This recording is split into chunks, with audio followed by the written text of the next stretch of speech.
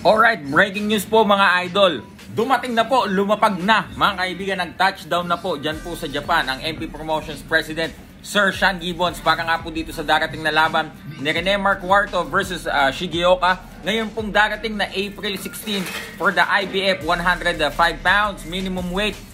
Ito po yung para sa kanilang interim world title battle mga kaibigan. Dahil nga po itong si Valladares as of this moment, yung legit champion natin mga kaibigan, sa IBF ay nag-file po ng medical exemption. Ngayon po mga kaibigan, syempre po busy ang atin pong MP Promotions President. Lahat pong ginagawa para po sa ating mga kababayang Pilipino. Kakatapos lamang dito po kay Marlon Tapales. Then lumipad po siya dito sa Japan for the quarter fight.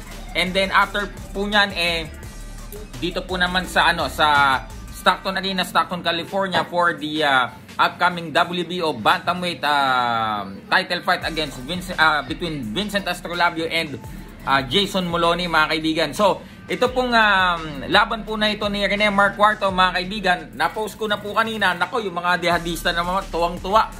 3.85 ang odds po kay Cuarto, samantalang 1.23 or 1.28 yata dito kay Shigeoka. So it means pag tumalpa ka let's say ng 1K, mananalo ka ng mga 3.8 something mga kaibigan. Kayo na yung mag-compute niyan mga kaibigan. So kung gusto nyo pong tumalpak mga kaibigan, link po ay ilalagay ko dyan sa comment section. And mga kaibigan, syempre po, ito pong si Sir Sean Gibbons po ay pinaabot po sa atin na ito pong Conor Ben ay nag-agree na din po sa kanyang laban dito po kay Senator Manny Pacquiao. At ito po papakita ko sa inyo. Ipapakita ngayon yan yung picture na yan.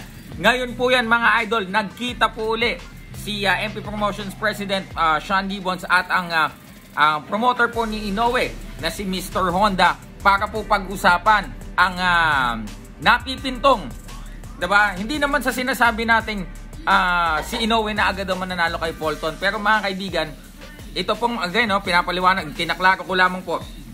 Ginagawa po ito ng mga promoters na kagaya nila na kung ano man na mangyari, regardless of the result, meron na po silang plano ahead of time mga kaibigan. Kaya po ito, nag-meeting na po uli si Sir Sean Gibbons and si Mr. Honda for the possible fight ni Naoya Inoue and Marlon Tapales this coming November or December. Of course, mag-iiba po yan kung sakaling si Fulton ang nanalo.